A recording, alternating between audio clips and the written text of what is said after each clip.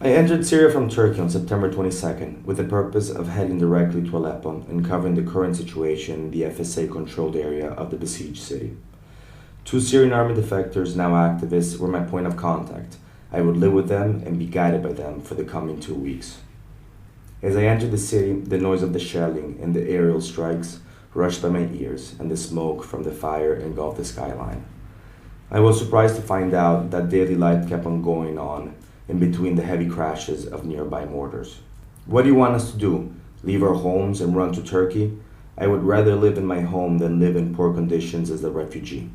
Ahmed, a 30-year-old shop owner in the neighborhood of Saif al-Dawla, told me as I was walking towards an FSA fighting position.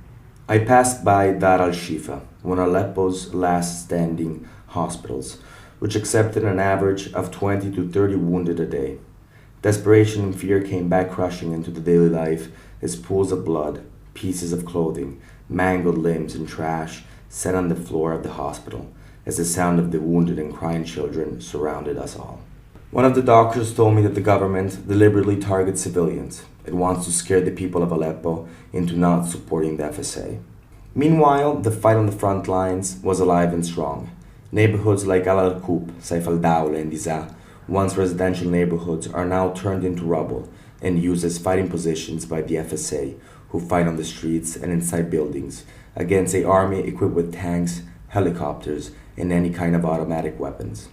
The FSA have very few resources. Equipped with AK-47 automatic assault rifles and a few RPGs, they have to create their own weapons, from homemade grenades to TNT-based improvised explosive devices.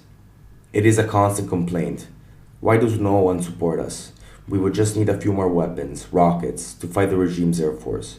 We need more bullets. We are forced to conserve our ammunition as we each receive 30 to 60 rounds daily from our commanders. We cannot fight the regime properly, a rebel fighter said. Back in Tariq al-Bab, one of Aleppo's last standing neighborhoods, shops and stores were open for business. Children were playing, and daily life kept on going, paced by the overhead noise of helicopters and fighter jets. As the fight between the members of the FSA and the army loyal to Bashar al-Assad's regime continues, Aleppo, Syria's second largest city, is caught in the crossfire of a revolution which sees no end in sight.